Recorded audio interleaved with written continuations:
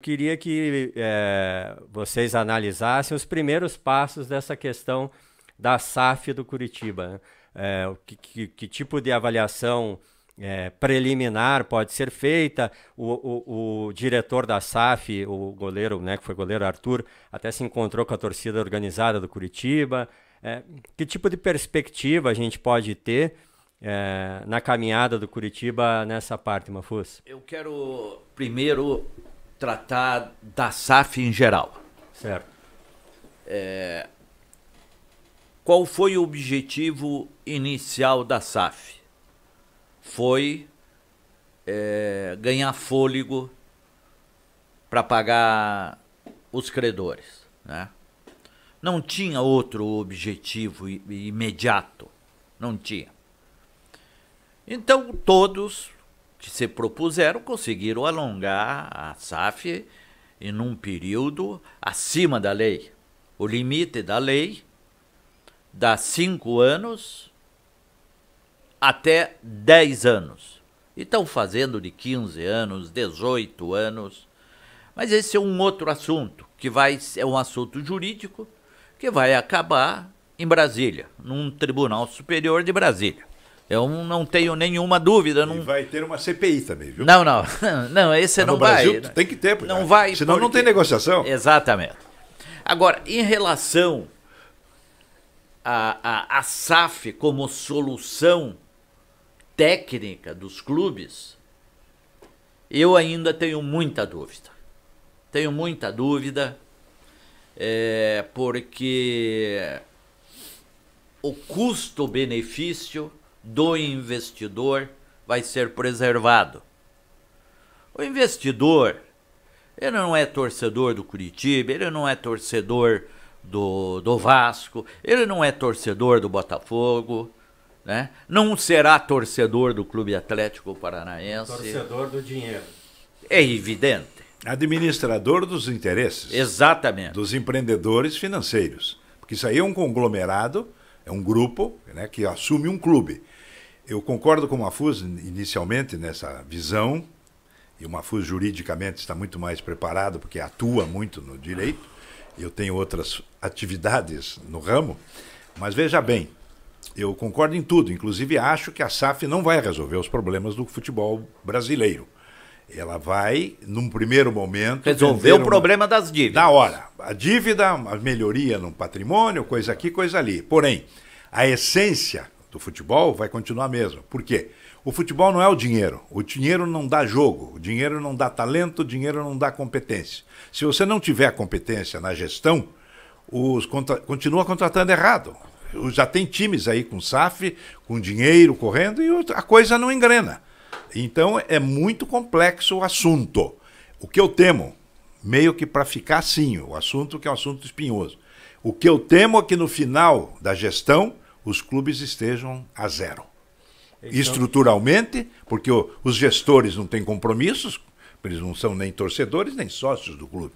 Eu tô achando longos, é a mesma coisa alugar uma casa. Se aluga a casa, se entrega a casa bonitinha, ou a casa com algumas dívidas, que é o caso aí, e daqui 5, 10 anos, como é que eles vão entregar a casa? Será que vem tudo limpinho, tudo bonitinho, ou vem tudo quebrado? E Mafuz, a gente tem a impressão, assim, também, partindo para um aspecto quase elementar, assim, do futebol, e que talvez se entre em conflito com esses planos de clube-empresa e tal, que é claro que a gente entende a necessidade dos clubes se profissionalizarem administrativamente e tal. Mas que o futebol, ele é uma atividade, digamos assim, que é mais para gastar dinheiro do que ganhar dinheiro, certo? Mas, André, na Europa, há muito tempo, funciona. Nos Estados Unidos, evidente. Os times de beisebol, de rugby, né, o futebol americano, são todos já de donos há muitos anos. Isso é uma coisa antiga lá. Eles têm uma cultura, sim, mas ao mesmo tempo eles têm ética. Eles têm respeito pela opinião pública. É o que falta no Brasil. Aqui o político não é ético. Né? As instituições são colocadas em xeque. Enfim, o Brasil ainda, como a América Latina inteira, nós estamos ainda em formação. Nós estamos intelectualmente, socialmente e eticamente muito atrasados em relação ao chamado primeiro mundo. E no futebol a mesma coisa. Por que os clubes quebraram? Por vaidade dos dirigentes. Gastaram mais do que podiam, sem fazer um cálculo. Por que alguns clubes são bem administrados? Veja que mesmo sem SAF, tá aí o Palmeiras, o Clube Atlético Paranaense, Fluminense Futebol Clube, para citar poucos.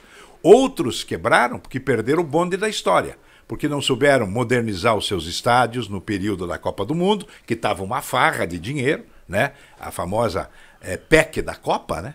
O Curitiba poderia ter entrado como um estádio alternativo para treinamentos. Por questões de opinião pessoal dos dirigentes da época, não entraram. O Grêmio foi esperto e acompanhou a onda, não com dinheiro público, né? Como o Palmeiras também, mas não com dinheiro público. Veja em São Paulo o que aconteceu. O Corinthians ficou com o estádio da Copa, o Palmeiras pegou investidor e o São Paulo, que aconteceu o quê? Parou no tempo e no espaço. Mas no caso do Curitiba, que é o que nos interessa nesse momento, o Curitiba ele se enquadra na mesma situação do Cruzeiro, eu diria. Não tinha outra alternativa.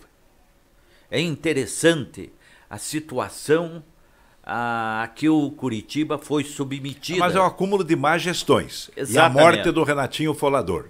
Porque o Renatinho Folador ia dar virada. Tinha competência, experiência e talento. Mas ele faria a SAF.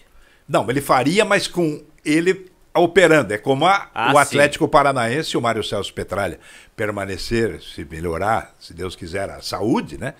O Petralha tem experiência e visão para trabalhar junto. O que você não pode é vender o futebol do clube, ou sei lá o que eles estão vendendo, e ir embora para casa e ficar chupando sorvete na arquibancada. Eu acho que o dirigente que tem mandato, ele tem que acompanhar, ele tem que intervir. Teria que ter alguma coisa nesse acordo, nesse contrato. Parece que não é o caso do Curitiba.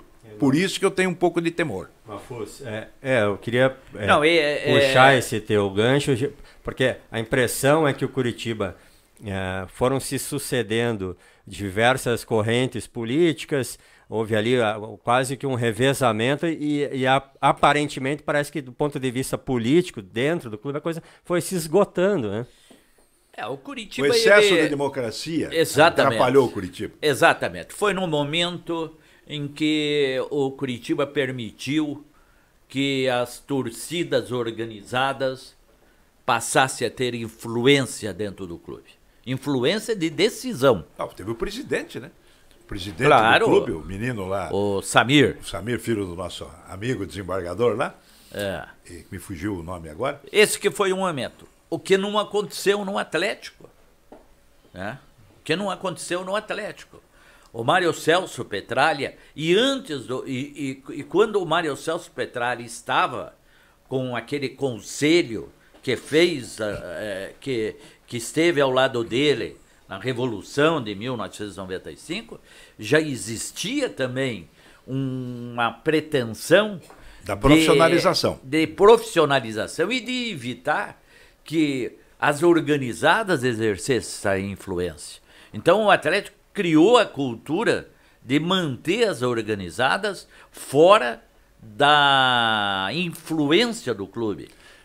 Isso foi muito importante. Eu sempre falei nos meus comentários de que o futebol é a única atividade que aceita a ditadura. Não uma ditadura rígida e impenetrável, mas tem que ter o que manda, entendeu? Tem que ter o chefe. O Curitiba Futebol Clube viveu melhores momentos dele com o Evangelino Neves, que era o dono do Curitiba. Antes, Arion Cornelce. Antes, Antônio Couto Pereira. A história está aí. Todos vitoriosos. O Curitiba ganhou tanta coisa, construiu o estádio nos anos 1960, campeão no Torneio do Povo, 3 excursões para o exterior, enfim, criou alicerces para ser campeão brasileiro em 1985. Por quê? Porque tinha o dono do pedaço, era o Evangelino Neves. Aí começa o brincar da democracia. Aí vem meu sonho infantil é ser presidente do Curitiba. Meu pai me prometeu que em vez do ursinho ia me dar o mandato. E aí começa a palhaçada. O Petralha, o Mário Celso Petralha, ele desde o primeiro momento, o Mafuz lembrou muito bem, disse, não, nós vamos criar aqui um ambiente de profissionalismo. Tanto que hoje ele é remunerado. O Mário Celso Petralha é o CEO do Atlético. Não é o Arthur, o ex-goleiro. Quem é o CEO do Atlético é o Mário Celso Petralha. Então o Atlético virtualmente já está com a SAF. A SAF Petralha. Agora, o futuro, nós vamos ter que analisar melhor e averiguar como é que vai ser o andamento disso. Porém, não dá para brincar no esporte geral, mas no futebol em particular. Não dá para dar muita colher de chá para torcedor, para corneta, entendeu? Não dá. Queria atender Que todo mundo quer dar o pitaco. Ah, por que não põe o fulano? Ah, por que não troca o goleiro? Ah, por que... Amigo, para. Não pode dar... Sai daqui. No vestiário só entra quem tem acesso. Pois mas garantido. Agora está um pouco diferente do passado. Agora não tem cronista. Não, eles não dão nem entrevista. Repórter claro, dando palpite. O Mafuz entrava no vestiário e perguntava pro treinador: escuta, você vai pedir demissão aqui no meu microfone ou só amanhã na sede? O cara, ai, Mafuz, chorava. Mas que história é essa? Geraldino? Ah, o Geraldino.